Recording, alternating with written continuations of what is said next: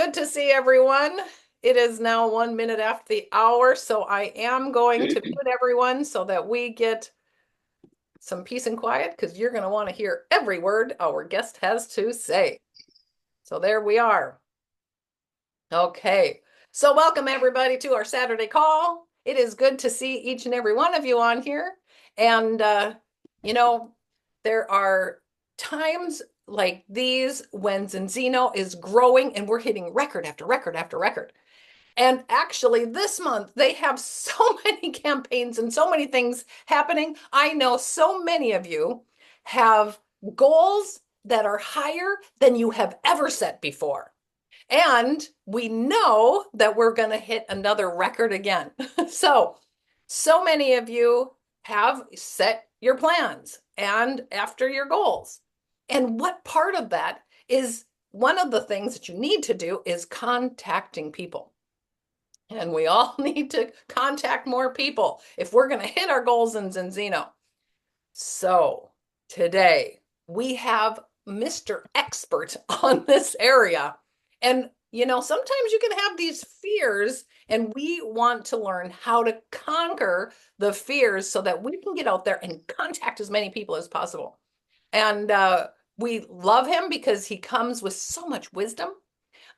We love him because not only the wisdom, but he delivers it in such a way that we're all entertained. So we absolutely love it. So he's going to do a training for us today. But at the end of the training, he's going to open it up.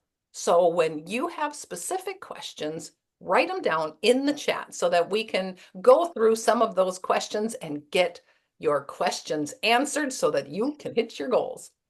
So let's bring him on here. The legendary, he has so many books out there, so much information out there. So many of you follow him and follow his newsletters that he sends out. They are so informative, but we are honored to have him on here all the way from Thailand. Let's bring him on, Mr. Tom Big Al Schreiter. Hey there, Tom. Hi, thank you, Carla. And I guess we should get started right away in our limited time. So here's the problem that Carla and I talked about, and that is there's really two problems for new people. They are afraid to talk to people, and if they do talk to people, they don't know what to say. Other than that, everything is good. And you can check on this by you look and say, well, I sponsored this person, no activity for 6 weeks. So you give them a call. They say, well, what's going on? Have you talked? Oh, yeah, I talked to people. And who? Well, people on my list. So how many contacts do you have in your phone? Oh, 1,731. And how many of them have you talked to? 3. And you say, all right, there's a problem here. What happened after 3? Well, the first 3 didn't go well, and it was all over. They got thinking, oh, well, something's wrong with the company. Something's wrong with me. I don't want rejection. I feel bad. It's kind of icky. And they stop. And we spend all this time trying to get them into the business, and then they stop. So if you were to look at everybody in your team, I bet most of them have barely contacted just the list in their phone alone. And the reason is they're a little bit scared to talk to people. So let me give you 6 or 8 quick techniques that you can use to overcome this problem. So if you have a pencil and paper, let me talk about the first one. This is the most effective one and the least used one. And you say, what is the least used one? Well, it takes a little bit of effort, and how people feel about effort is they tend not to like it. So here's what they did. They said, all right, we have a bunch of these salespeople. We want to increase their sales. What do we do? So they broke them up into 2 groups. One group, they said, all right, every morning, here's what we're going to do. 5 or 10 minutes before the day starts, before they get on the phone all day, we're going to give them a power session. They're going to walk across fire, burning coals, chew on nails, walk through walls, break karate boards, cheer, one with the universe, stare and say, I'm a visionary. I got goals. They're going to do all this stuff. and really hyped them up. And at the end of 2 weeks, they checked their results. And just from that alone, nothing changed. The sales were the same. And they got thinking, wow, that's probably not too good. And if you think about it, having an attitude, a great attitude and goals is probably great, but you eventually have to do something. Having a good attitude is probably not really good if you're going to be an airline pilot. You might want to have a couple skills, or else you're only going to fly once. So it's more than just having a good attitude. And so, what else can we do? Well, they took the second group and says, well, we're going to teach them what to say, so how they can close better, have better skills. And so they taught them for 2 weeks, did the same thing. At the end of 2 weeks, guess what their results were? Exactly the same. You see, what? I gave them better skills. I told them better closes and options. And, I memorized the stuff and I went to the sales course. Exactly the same. And if you've run across this problem, that means you've been working. If you haven't run across this problem, well, you've probably been watching TV. So here's what happened. There was a third group. And here's what they did with the third group. Every morning before they made their calls, they had them talk to a satisfied customer. Their sales were up about 200% after 2 weeks. All I can say is figure it out. So if you wanted to change somebody's belief, the first thing you'd want to do is have them talk to some super satisfied customers. Because one of the best ways to change our beliefs and to be brave and to talk to other people, how do we do it? Well, the best way is personal experience, but very few people are going to take the oil and the next day levitate. They're not going to have this really big change in one day. They won't be able to tell their numbers in one day. They say, all right, I can't wait for them to 4 months for have this real experience. What am I going to do in the meantime? Well, we're going to borrow on somebody else's experience. So imagine you took them to somebody and this person said, oh, gee, I had all these problems and health problems and now they're gone away and my life is back. I have time with my kids. I feel better than ever. Thank goodness somebody told me about it, at least gave me a chance to get on it and try it. And wow, what a difference it makes. Every day I appreciate this person. I should be sending them thank you gifts. I don't, but I probably should. And that rubs off on people. So find some super fans, some super people with this incredible testimony, customers that use it. And that will help build a belief to overcome this fear of actually approaching people. Because you don't want to be the person that looked at this person and withheld the opportunity from them to try it. So we need that belief. Okay, that's the first one. Number two, the second thing that happens is expectations. Carla is very generous at the convention. She tells everybody from the front of the room, thanks for coming all the way to Oslo for the big convention. And on the way out, I'll give you 1,000 euros for coming. And everybody, yay, Carla, she's the greatest. On the way out, Carla's by the door and she gives everybody 10 euros. Now, how do you think the people are feeling? Carla's not on their favorite list. They're a little bit disappointed because their expectations was for more. Now, consider this scenario. Carla's on stage, says nothing. When the convention's over, people are running out. And on the way out, she says, thank you for coming. On the way home, I want you at least to have a cup of coffee to stay awake, so nothing, bothers you. And, it's only 5 euros for coffee. Well, we're in Norway. It's 10 euros. So here's 10 euros and for coffee. And you say, wow, what a great leader. She's awesome. Now, it's the same 10 euros. But it's the expectations that made the difference. Now, what are the expectations people have? Well, their expectations is when I go out and I'm going to tell my friends about it, they're going to say, well, why would you ever want to waste money on vitamins when you can get yourself tested? That's just brilliant. Everybody's going to do that. And of course, and everybody knows health doesn't come from an antibiotic. You got to take care of your omega-3. It's all over the news and everybody's going to say yes. And they go home and not everybody says yes. And what happens to their expectations? They doubt themselves. They doubt the product. They doubt the company. They doubt that there's even a market for it. Not so good. So how do we handle this expectation? And that is what we're going to do when we sign them up is say, all right, this is a great product. Let me tell you about this super fan I talked to. It's great. We've got to give everybody opportunity, but it's not for everybody. A lot of people don't want it. And let's make a list of reasons why not. So when somebody says no, it'll seem normal because not everybody wants it. So let's start making a list of reasons.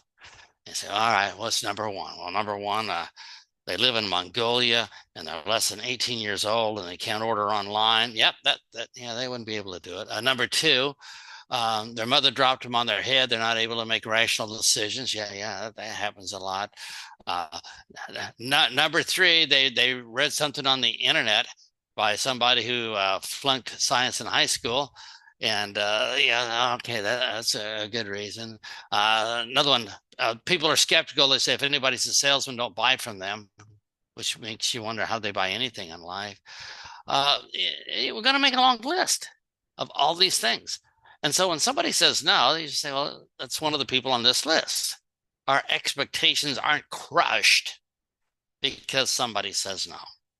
Letting people know ahead of time that maybe more than half the people, maybe even most of the people, are going to say, no, it's not the right timing because, this is what happened right before you came.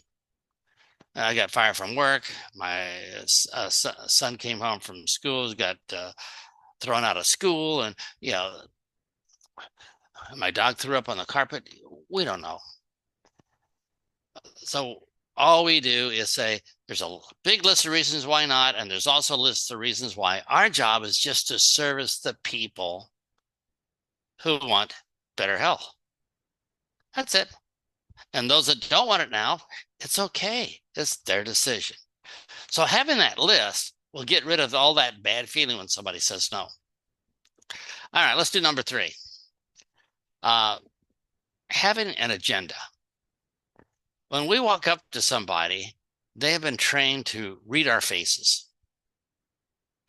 to figure out if we have a sales agenda or trying to trick people or take advantage of them. And everybody you meet is really good at this. You can't hide your agenda. I want you to think back 10,000 years ago, two cavemen meet in the forest. They got about 1 second to figure out friend or foe. If they get it wrong, they die, they don't reproduce. So everybody that you meet come from a long history of people that have been able to figure this out by just looking at their faces.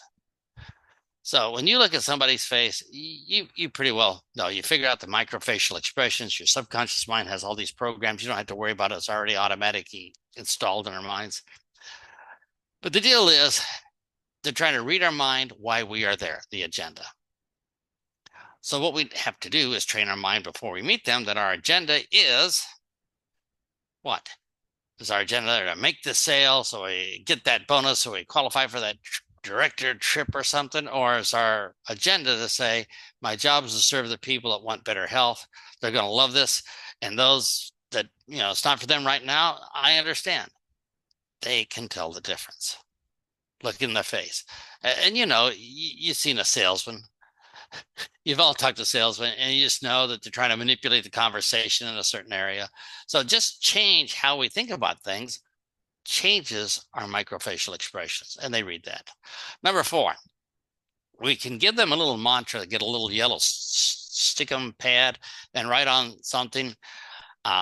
This is something we do for. F-O-R, giant capital letters. This is for something we do for someone, not to, not giant capital letters, T-O, someone. The reason I'm calling them doing this for them, not to them to make a sale or my agenda, but it's doing for them so they have a chance to make a choice for better health because they may want it now. We don't know because we don't know what happened to them 10 minutes before we call, but we do this for them. Number five. This is pretty cool. What we offer is not a presentation. So if you say to somebody, let me come over and give you a presentation, that what does that mean? That means presentation, you're going to try to sell me. So when you come over, I got to look for all the reasons why it won't work. So I have some ammunition at the end so I can have objections to get rid of you. So as soon as we say sales presentation, they start thinking, whoa, I got to start looking for reasons why not. That's not a good start. So instead of saying sales presentation, let me offer this word, option, OPTION. And if we tell people I'd like to offer you an option, what does that mean? Well, if you say option, they say, wait a minute, you don't have a sales agenda. You're just giving me one more choice for my life. So I don't have to worry about you trying to push me into something at the end. So it's just, I get to make the choice. How cool is that? But wait, the only way an option can work for me is if I take it.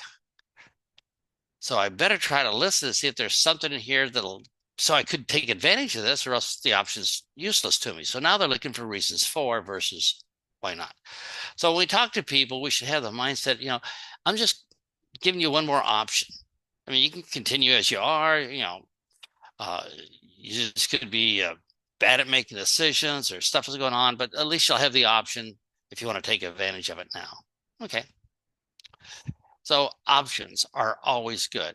And I have to say this, the options we offer, whether it be for the product or for the business, are always better than their current miserable lives. So you think about it. We don't have to sell. Our options are so much better than what they have already. So, okay, I get that. So if you look at our business as not as selling, but simply offering an option. And when you offer the option, it's so much better than their current life. You don't have to really push. They either figure it out or not. People aren't dumb. They can figure out that living longer sounds a little bit better than dying quicker. And if you talk about the compensation plan, most people, even if they flunked math in school, can figure out having more money is better than less money. They can do this. It's just an option. And say, okay, I'm getting my mindset, but I still have to say something to people. How do I start this off so I don't kill myself or make them sales resistant? So here's a little phrase that they could probably say to everybody they talk to disable the salesman alarm and get everybody nice and calm. And that is, may or may not be for you.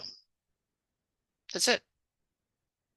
So they can say, hey, I'm in a business that may or may not be for you.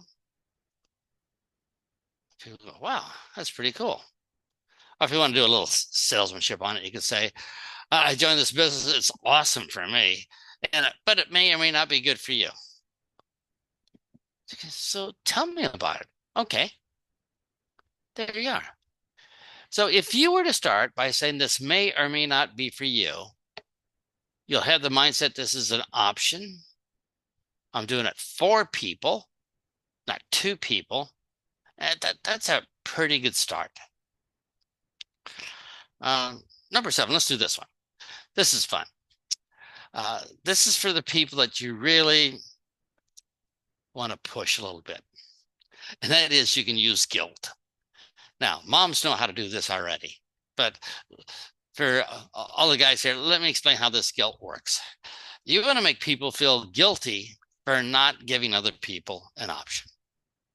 So here's a way of doing it. You just tell them this little story. Say, you join this business and you didn't talk to your aunt because you have an aunt who is a real, I don't know, you fill in the blank word. Anyway, she's a problem. And she's disagreeable. You know you're going to get instant rejection. You've been able to keep it secret from her while you do your business, so you won't ruin your self-image. And then 6 months later, you're at your cousin's wedding. You're sitting at the wedding reception at this big round table. And, that miserable aunt's at the table. Halfway through dinner, she stands up and she says, I've joined this company. It's awesome. I want everybody here at the table to join me. You're going to make your health great. It's going to be incredible and awesome. And it's going to change your lives. And you're sitting there saying, oh, man, she's going to get all my relatives to join that I haven't talked to yet. And I should have talked to her, but now they're all going to be in her team, whatever. How could it possibly get worse? Of course, it gets worse because she starts going around the table saying, first of all, to the person on the left, are you going to join me or not? The next person, are you join me or not? Join me or not? So going around the table, and it's eventually going to get to you. And what are you going to say when she comes to you? Well, Auntie, uh, uh, actually, I joined 6 months ago, so but I didn't tell you. I kept it secret from you because, well, I really didn't like you. Yeah, it's going to be ugly. So what you want to do is make sure you're never going to be stuck in guilty, bad situations for withholding the information from other people. Now, you don't have to sell them. You don't have to give them a presentation. All you have to do is give them an option to hear about it. That's it. That's fulfilled your obligation. So don't worry. You don't have to sell them. You don't have to convince them. Just say, I let you know 6 months ago, and now you're off the hook. Otherwise, you're going to be so embarrassed. So please, that's why we want to put everybody on your list, at least to notify them what's going on. And you say, all right. Anyway, that's a kind of a pretty good way to start. So if you're having the problem of overcoming the fear of talking to people, this might be the way of doing it. And if you can start off your conversations by something as simple as this may or may not be for you, you'll get rid of all your fear of selling because you'll just naturally be giving people an option. And you say, all right, I guess I could do that, but what can I do just to start the conversation with people? I feel kind of icky pushing on them. How can I give them this option thing? So if you have a pencil and paper, write down this: benefit plus permission. All we're going to do is give people a benefit and then give them permission to ask us more about the benefit. But because we're shy people, we're not going to be direct about this. We're going to be very indirect because, hey, we're professional cowards. So let's try this. I'll give you a couple examples and see if you pick up the pattern. I'm going to mention a benefit that somebody else got from the product. And then I'll give you permission to ask me for more information if it's something you're interested in. How's that sound? No rejection at all. All we're going to do is just talk to the volunteers. And we don't tell anybody about the business unless they beg us first. Oh, that seems reasonable. So how would this work? Well, let me talk about my daughter. My daughter had eczema for 40 years on the inside of her elbows and stuff. She tried every cream, everything possible, but now she finally got rid of it. Benefit. Would you like to know what she did? Permission. Would you like to know what she did? And they have a choice. Now, if they say, well, oh yeah, of course. Here's the next words. And you might want to memorize these. The next words are, then, comma, we should talk. How hard was that? He said, well, when? Well, now if you want, or later on, yeah. Get an appointment is easy. We make it just way too hard. So let's just do it about the business. I might say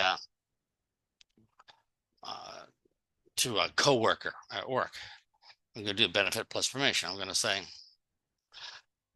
looks like I'm going to have an extra paycheck every month for life. Would you like to know my secret? Would you like to know my secret? Well, yeah, of course. Well, then we should talk. When? Whenever. You say, come on, it can't be that easy. And the answer is, yeah. So tomorrow people are going to be, or Monday people are going to be at work, and you say, well, how do I talk to my coworker? So you say to your coworker, I got a plan so I can get rid of this job in March. Would you like to know my plan? The coworker says, yes, this dream-sucking vampire boss takes little bits of our brain out every day, turn us into human zombies. Of course I want to know the plan. Well, then we should talk. When? Let's talk now. We're at work. It doesn't matter. We're going to ditch this job. Let's talk now. And you say, that is how it's easy to talk to people with no rejection. So even the shyest person in the world can build a business. And you say, all right, I need some permission statements. How would this work? Right. So let's try this one. In conversation, they say, well, what's to do with you? And I said, well, I have this friend named Carla. People in the neighborhood don't like her very much because every morning when she wakes up, she grabs a cup of coffee, sits out in the front steps, waves goodbye to everybody going to work. And people are just so jealous. They hate her. Would you like to know her secret? Yeah. How can she do this? Well, then we should talk. Talking to people is easy if we make it an option, and then it's rejection free. So if you can, talk to a super fan. It'll just make you feel good about sharing the message. And then make a big list of reasons why not. Some people say, oh, it's an oil. I can't swallow pills or liquids. Okay, got it. All right. Whatever reasons they have. And that'll change your expectations. Change your agenda to say, I'm just doing this for them. Let them know. So, plus, I won't feel guilty later. I'm just giving people an option. And this option I'm giving them is better than their current life. It's up to them if they want it or not. They can figure out what's going on. And I can just start off by saying this may or may not be for you. And all of a sudden, it's a lot easier for us to talk to people. So with that, Carla, let me turn over to you in case we have some questions. People asking it about my accent. Okay, Big Al, this is just such incredible stuff. And you make it sound so easy, just giving them an option and things. But I think it's really important because that mindset is that it can be easy. And we can hear the people who have been following you. We had on here was it last week? Or was it the week before that we had Jerry Scribner on, and you could just hear how much he works with you and how easy he makes it feel, and is that the way he says things. So, okay, so there's a couple of questions here, and one of them has to do with how do you get over when people are calling things an MLM or pyramid scheme. Now there's so many questions. I have to go back here. Hang on. Oh, that's pretty easy. That's on the no list. Okay. Yeah. Well, okay. They qualify. The question is, how do you overcome people's suspicion? If there's suspicion of MLM, saying it's a pyramid scheme or that you're skimming loads off of commissions and things like that, because she doesn't want to be defending or getting into a discussion about different sales methods. Yeah. She has found a really nice, complicated way of saying no. So that's good. People say, well, I don't want to say no to you and hurt your feelings.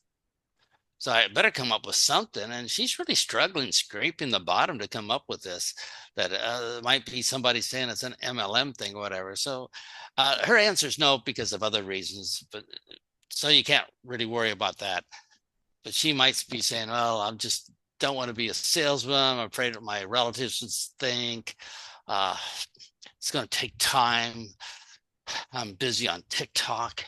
I have 5 other games on my phone. How could I ever fit this in? And it's okay. So it's only an option. I like that. It's only an option. Yeah. Okay. So I'm sure you know this person that's asked the next question. His name is Andy Dooley, also speaker from Mastermind. So the man with personality, yes. We love Andy. Andy's question is, hi, Big Al. He writes, he said, what do you do for a living? I'm sure he's leading up to something there. Well, we're probably going to have to ask that question. So when people ask the question, the first thing to realize is they don't care, but they are being polite. But it does give us a chance to say what we do for a living and put in a kind of little sales pitch. So if you ask yourself, how do I answer that question? And the answer is, we ask the question in a certain way, we'll get a certain answer. If we answer it differently, they'll react different. People react to us. People don't use their free will, I'm sorry to say, they just react. So if Andy and I are walking down the street and we decide to punch somebody in the nose, they're going to have a completely different reaction than if we gave them $100. So people react to us. Don't blame people. They're just doing something because of what we did. You say, all right, so what do you do for a living? Why does this come up? Whatever. And you say, well, I'm brand new. Go to a party. I know if I ask people what they do for a living, they will eventually ask me what I do for a living and give me a chance to talk about the business. Good idea then. So if you want to talk to a whole lot of people, just ask a whole lot of people, what do you do for a living? Now, it doesn't work very well when you're in line at McDonald's or something. They might take offense, but for most people, what do you do for a living? They'll reciprocate and say, what do you do for a living? You say, okay, I need to answer this and kind of put in a little sales pitch. People don't want to know about Zinzino. They don't want to know about the oil. They don't want to know about omegas 3 or 6. They don't want to know about the testing. They don't want to know that 1 million people stuck and bled on some pad and sent it in. They don't. The only thing they want to know is the outcome. So we don't sell the business. What we do is we announce to people the outcome. And as soon as we announce the outcome, they will make an instant and immediate decision, yes or no, if they want the outcome or not. There's your closing, all done. Don't worry about it. They'll make up their minds. Now, if the decision is they don't want the outcome, they will continue the conversation with, how about that shopping sale is coming up on Black Friday? But if they do want the outcome, they're going to ask for more information. So the only people that ever hear a presentation or an option about your business are people that have already made a yes decision. And we can make this happen by answering the question, what do you do for a living? And you can make that as long as as short as you want, depending on the situation. Let me give you kind of a long one. It says, what do you do for a living? And you could say, well, what I learned here today, that some people don't want it and they do, and give people options. How could I just kind of incorporate all that in so I don't forget? You can say, well, you know how people eventually die? They go, yeah, it seems pretty common. And a lot of people want to put it off and stay healthy. And then a lot of people just don't care. But for the people that want to put it off and stay healthy a lot longer, I help them achieve their goals. That's the outcome. And if they say, well, that sounds interesting. I'm in that group. I like that option. Tell me more. Huh? Then we should talk. Say, okay, I got it. So I don't have to worry about the outcome. I don't have to worry about which way the molecule interfaces with the antioxidant and how the olive was crushed by the owner's feet and how it was tested. And no, you don't have to worry about any of this stuff. Just the outcome. So they say, what do you do for a living? You might say, well, you know how a lot of people hate their jobs, but they're afraid to quit their jobs because what if they can't get a new one? I help people do a little part-time business, so they never have to worry about that. Well, you know how prices go up and our salaries don't? I fix that for a lot of people. Do I want that outcome or not? So what do you do for a living? Well, you know how half the people in America buy a ton of vitamins? Yeah. Most of them would like to know if they're wasting their money or not, and I solve that for them. Really? How does that work? Well, then we should talk. So when asked by somebody, what do you do for a living? It's our chance to not describe what we do, but to give them an outcome. They will make an immediate decision on the outcome, on no details, none. You don't have to tell them that 1 million people got tested. It has nothing to do with the outcome and their decision. People make instant and immediate decisions. I'll just give you an example that people make instant decisions on no information. I do this all the time, and Carl knows this one. I just ask people, is it okay if I take your children skydiving with me? People making this decision, oh, no, you can't take my babies, or I would help push them out of the plane, depending on the behavior of their children. But they make that decision before I tell them I'm a certified skydiver, that I'm successful 3 out of 4 times, that we're only going to skydive, 1 inch or 1 centimeter, before any of this stuff. Is how the human mind works.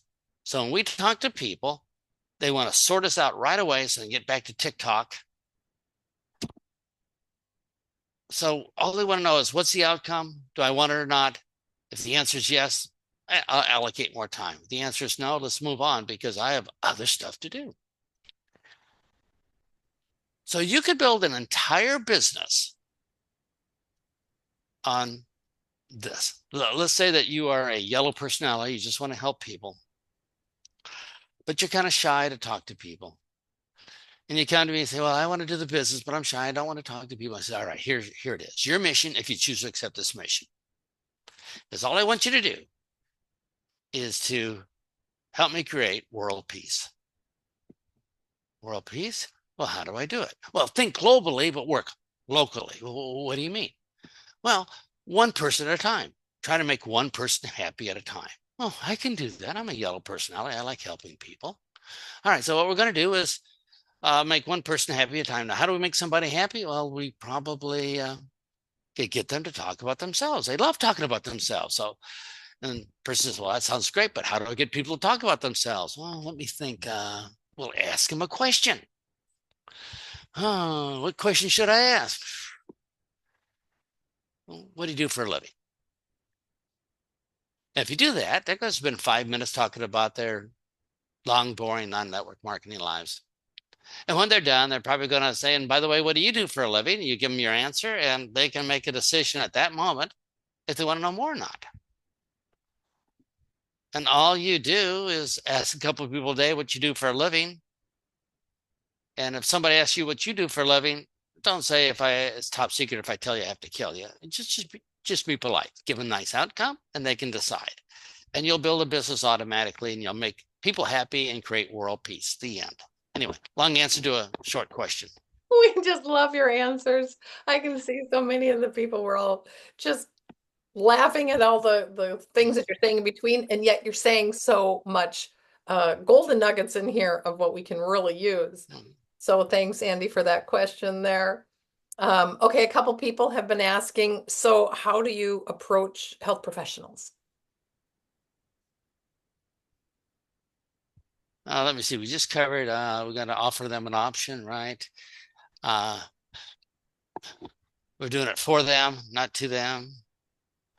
And if you're a health professional, remember that no list? There's going to be stuff in there. Like if it's not in medical school, it doesn't exist. Health comes from an antibiotic. Why would I be listening to somebody when I spent $300,000 for medical school? They got a lot of stuff going on in their minds. So they have a lot of negative stuff going on. So for a health professional, you probably want to ask a question like, would you like to help people more? And they said, not really. It's bad for repeat business. Okay, got it. All right. But they say, well, yeah, of course I like to help people more. And he says, well, a lot of them, as you know, are wasting money on vitamins. A lot. They buy junk and stuff that doesn't work. And the doc says, yeah, you're right. They should be really getting some prescription meds. And he says, so there's a simple test that will help them stop wasting money on vitamins and also give you some pretty good data about why they're having inflammation and stuff in case they do. Would you like to know more? No. All right, got the hint. You're in the no list. Yes, then we should talk. Keeping it Just simple. using what we learned. Keeping it simple. Love that. Okay, so I'm going to read this question from Ingvild. When people want to know the name of the company before any info or all the info and when it and a talk before Oh, there went my question. When it comes to the business, Yeah. what do you say? The name of the company. I mean, how long can you keep it a secret? 6 months later, they've joined. They're on a directorship, and you break the news. I don't think that's kosher. What they're doing is they're asking a question, and this is going to go away. It's probably not going to happen anymore. What they're doing is they're asking the name of the company in the hopes that it will trigger something bad, so they can tell you, no, I don't want to hear any more, to save their time and get back to TikTok.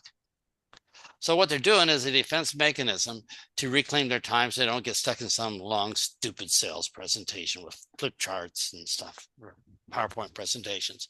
But that's not going to happen if you tell them the outcome and they say, tell me more about the outcome. So you bypass that whole problem. Remember, people are reactive. So you're never going to have anybody ask you about network marketing. You're never going to ask people to tell me the name of the company first, because you bypass it by doing something different where they react different. So it's kind of I don't know if I should be answering that question because it's not going to happen anymore when you do this. But if you go back to the old ways, yeah, like, yeah, I got this secret thing, but I want 20 minutes of your time or 2 hours of your time. Yeah, they're going to try to, to derail this thing as fast as they can. What's the name of the company? Oh, I can't join any company that starts with letter Z. All right, got it. They're on the no list. You just kill us, Big Al. Tom, you are incredible. I think if people just keep this handy and they just follow what you say, we saw how much it works with so many others, even Jerry here on the last, and he was rising up to the top. And I loved how he said, even a knucklehead like me could just follow what you were saying and really do well in all of this business. So Big Al, I have to say, I know it is middle of the night there where you are, and you come on in your top of your game and really deliver so much information that we can use. And we are on the route of hitting our biggest month ever. Most people have such high goals, and we need to be contacting more people. So you really gave us what we need so that not just ourselves, but people in the team can all be working to get all those contacts in a fun way, to have fun with this and really grow your business at the same time. Big Al, thank you so much for your time and being on here. You're welcome. And in the meantime, everybody use your personality. It's not required, but having a personality like Andy Dooley and Jerry Scribner and Carla and having a personality makes it even better. So use that too. I'm letting everybody unmute and say thank you for today. Go have fun. Thank you, Big Al. Thank you. Thank you. Thank you. Thank you. Thank you. Thank you. Carla, you're amazing. Thank you. Thank you. So Bye-bye. good. Thank you. Bye-bye. Thank you. Muchas gracias. Thank you. Thank you. Thank you, Carla. Gracias. Oh, I was listening to how to Thank sell. you very much. Have a great day, everyone. See you next week. You. You